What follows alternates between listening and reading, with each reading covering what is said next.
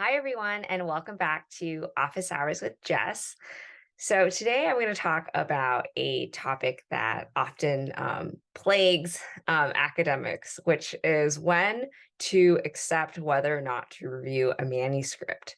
I feel like, whenever I get that email in my inbox that, I got an invitation to review, it's always, at least for me, this back and forth of like, should I do it?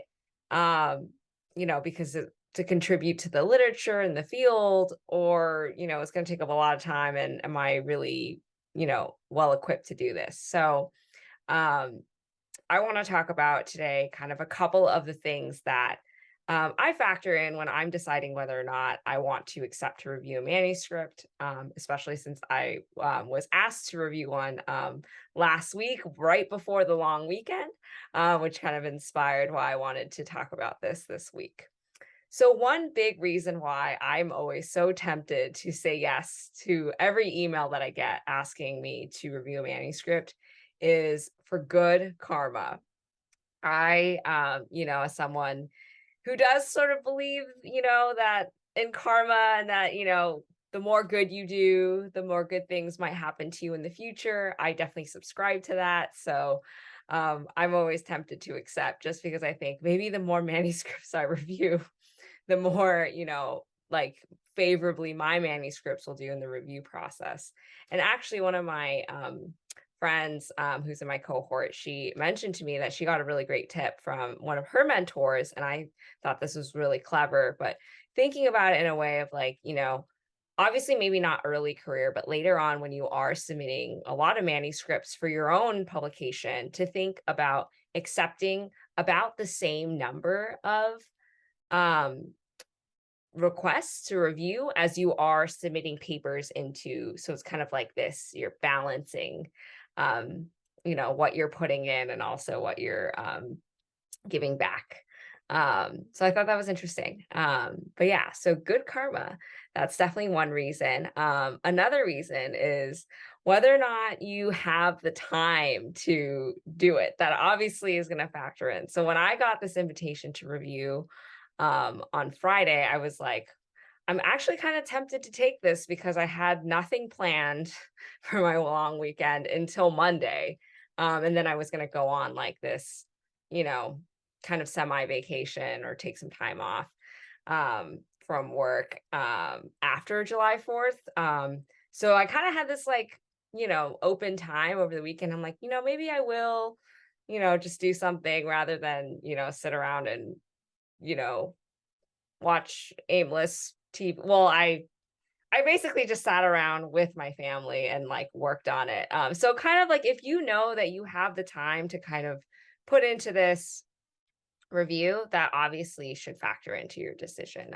And obviously, if it's a busy time, like I have definitely said no many times when I was like in the process of studying for or prepping for oral exams or my other exams or TAing a lot of classes. So if things are busy, like definitely don't feel like you have to accept the review.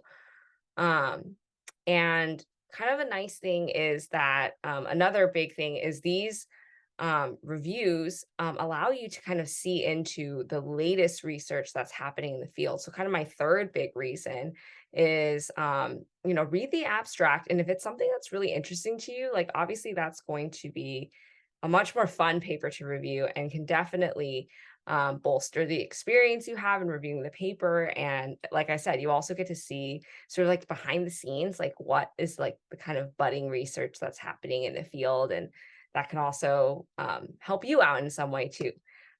So yeah, I've also rejected or said no to reviews because I would read the abstract and I'd kind of be like, I don't really love their findings or I don't love their conclusion. Like, am I really going to, you know, in a way, kind of like add to this manuscript in a meaningful way or review this manuscript in a meaningful way?